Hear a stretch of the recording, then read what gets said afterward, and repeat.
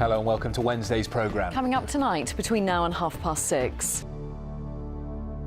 Good evening. Figures released today show that 18 people have drowned off the southwest coast in the last year. And as we head towards half-term and the summer holidays, the RNLI is warning people of the dangers. The southwest. Grace Pascoe, who's at Newquay for us this evening. Grace, you've spent the day by the sea there. What's the message from the RNLI tonight? Well, the main message really is just to respect the water.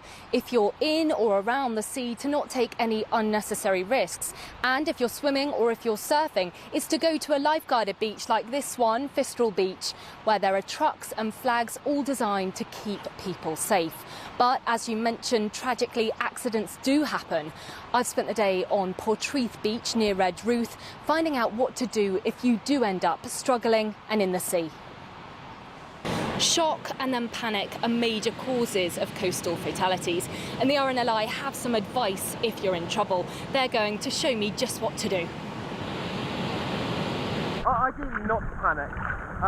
If you find yourself being pulled out to sea and you can't get back into the shore, use the flex technique. So you lay back, put your head back. Right, so lay back, Head back. Extend your arms and extend your legs, extend your life, I'd say. arms out, legs out. Arms out, legs out, and you can do some swelling like you're doing.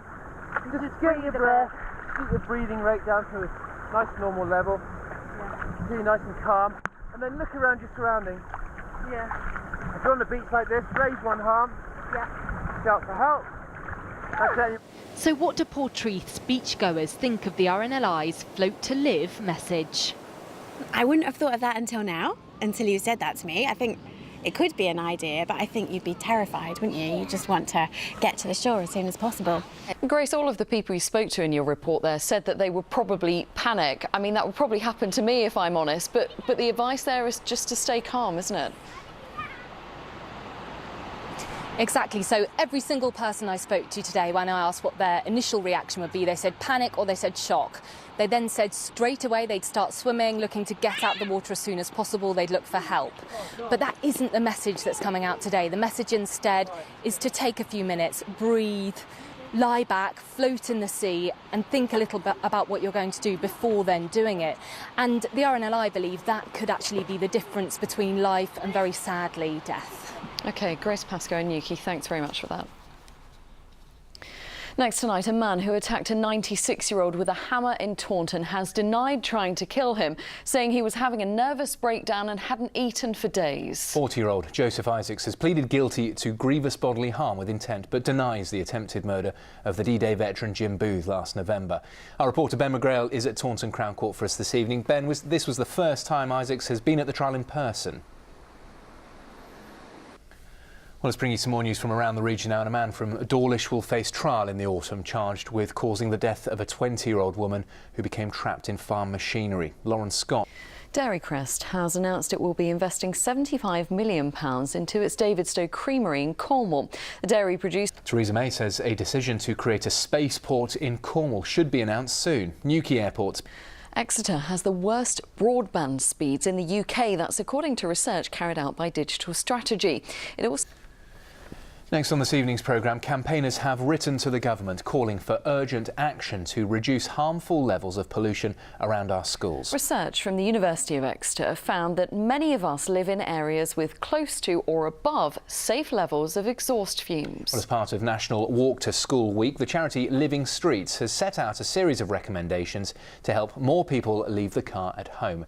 Matt Price reports from one school doing its best to help reduce the risk. And there's still plenty more to come on this evening's ITV West Country this Wednesday evening before 6:30, including... After us, the ITV News continues with the national and international stories at 6:30. Mary Nightingale has the details.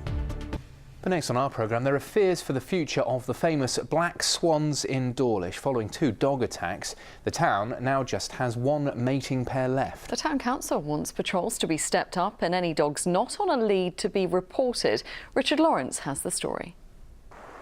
Richard Lawrence with that report there.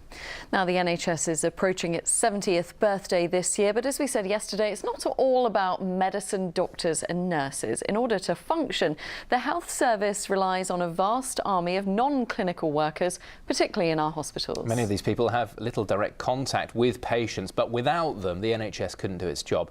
Well, Karen Bell is outside Musgrove Park Hospital in Taunton for us this evening. Karen, we saw you behind the scenes of the hospital yesterday.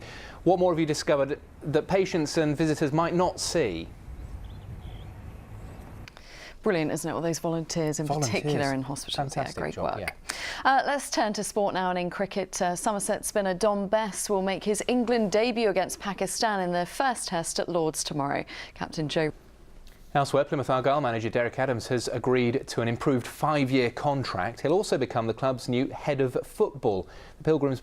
Exeter Chiefs held their last press conference ahead of Saturday's Premiership playoff final at Twickenham, as you'd expect. Rob Baxter there. Now it is nearly time to take a look at the weather, and hasn't it been glorious again?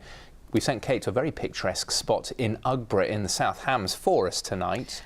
Kate, a very beautiful part of the world, but that's not the only reason you're there. Tell us more about why you're there at the church.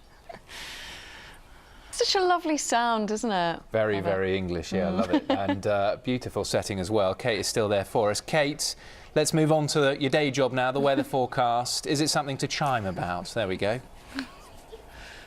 I do. Kate, lots to look forward to. Thanks very much indeed. Now let's give you a reminder of the main headlines here in the West Country this evening and figures released today.